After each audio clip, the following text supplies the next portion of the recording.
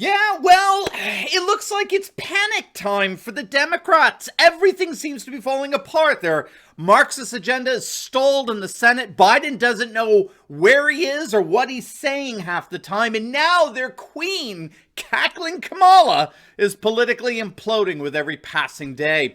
In this video, we're going to take a look at the slew of news articles reporting on just how panicked Democrats are over Kamala, why so many believe she simply can't win in 2024, and why things appear that they're only going to continue to go downhill from here. You're not going to want to miss this. Greetings, everyone. Dr. Steve here with you. Great to be with you as always. We are your daily fake news antidote, as each and every day we provide patriotic analysis to help you to think better so you can feel better in these crazy and turbulent times. So if you haven't done so, you know what to do. Make sure to smack that bell and subscribe button. Who likes gold out there? Do I have any gold and silver fans in the house? Because if I do, you got to meet our good friends over at Noble Gold. There's never been a better time to start a gold or silver IRA in your portfolio, and the amazing staff over at Noble Gold are ready to help you in any way that they can. If that's not incentive enough, check this out. Noble Gold is gifting a 1/10 ounce solid gold American Eagle proof coin with every qualifying IRA or 401k rollover going on through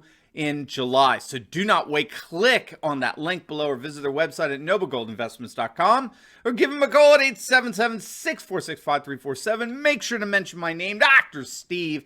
Let's ride that gold and silver wave together. All right, gang, let's dive right in here. It looks more and more to be the case that the wheels are falling off the Kamala train. Okay, there's actually been a slew of articles of late about the growing concern that Kamala simply cannot win in 2024. Now, keep in mind, it's almost universally acknowledged that Sleepy Joe will be put out to pasture in just a couple of years, and then the reins are supposed to be handed over to Kamala. And while a couple of months ago that all seemed plausible, that Biden will say bye-bye and Harris will take his place in an easy transition in the White House, now more and more Democrats are beginning to panic over that scenario. Democrats close to the White House are openly admitting that they don't think Harris can win in 2024, largely because of just how badly she's bungled the crisis at the border and the repeated sense of political tone deafness that she exemplifies when pressed on sensitive political issues. And of course, nothing, absolutely nothing comes close to the cringeworthiness of that nervous laugh, the Kamala cackle. And is that a socialist or progressive perspective? No.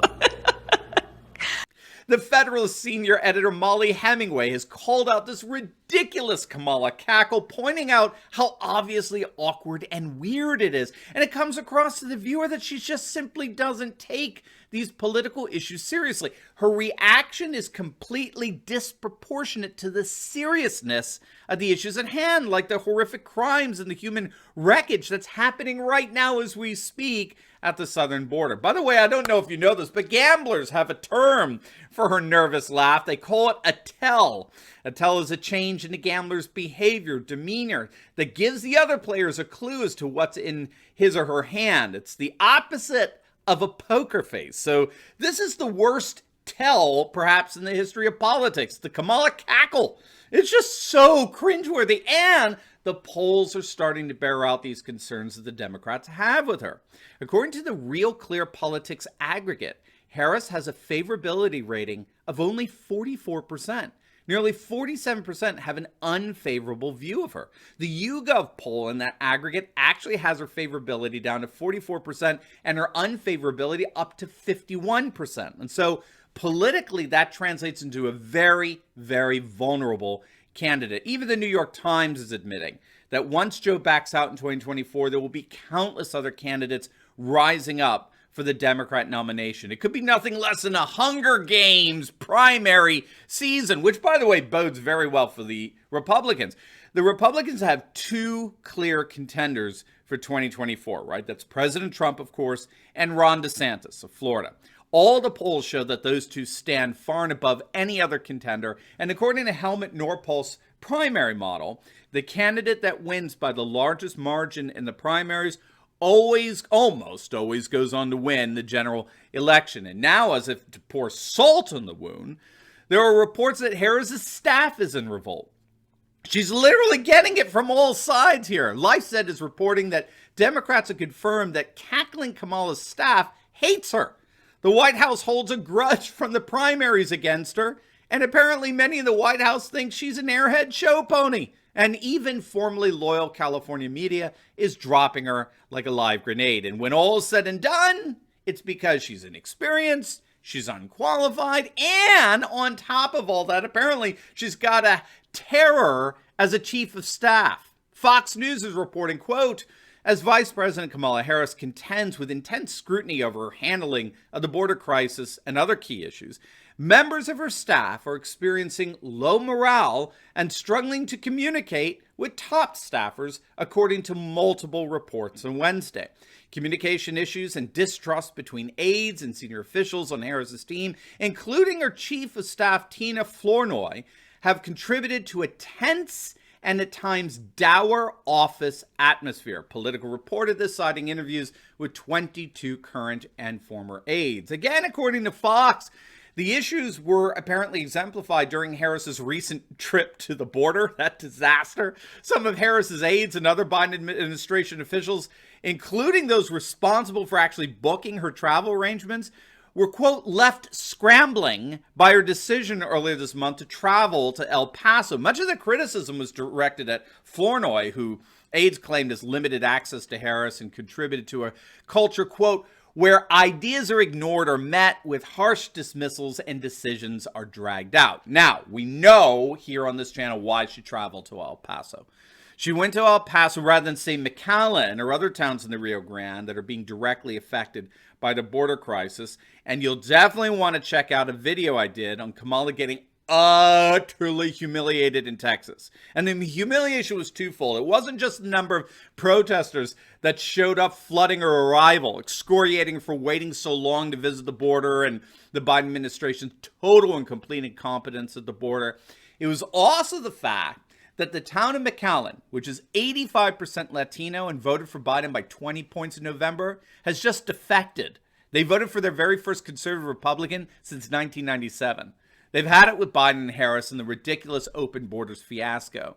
So we can understand why Harris avoided places like McAllen. But it was an utterly humiliating trip, and of course, it followed the Guatemala Fiasco. Again, check out my video on Harris getting totally humiliated in Guatemala on her trip there. It was just too good. For the moment her plane touched down in Guatemala City, protesters plagued Harris's visit with signs like, Trump won, and Kamala go home, and others read, Kamala mind your own business. Another read, Guatemala is pro-life, referencing the fact that Harris has no biological children of her own. And frankly, you know, the trip just went downhill from there. You'll definitely want to check out the videos. We get into a deep dive on that. Right, the Guatemalan people are very conservative people. They have a nationalist populist president, Alejandro Giammattei, who's clearly no fan of Kamala. They didn't want her there, and they made that very, very clear. But it goes without saying in all this, Harris is and always has been a very, very weak political candidate. She collapsed in the Democrat primaries. I mean, she literally collapsed. I mean, her campaign was so bad. It was so pathetic. She had to drop out before the very first primary. Her internal polls showed she couldn't even contend with someone like Biden. She's an extremely weak candidate. And while the mainstream Marxist media is doing absolutely everything they possibly can to try to prop her up, even Democrats are admitting there's no way she can win in 2024. So obviously we're going to keep our eyes on how things develop over the next few months. But if what's already transpired during her rather short tenure as vice president continues, let's just say things look like they're only going to go downhill from here. Now, before you go, make sure to check out my latest video. I just uploaded it on George Floyd murals getting defaced across the nation in an open rebellion against BLM. You're not going to want to miss it. So make sure to click on the link, and I will see you over there. God bless. Cackling Kamala.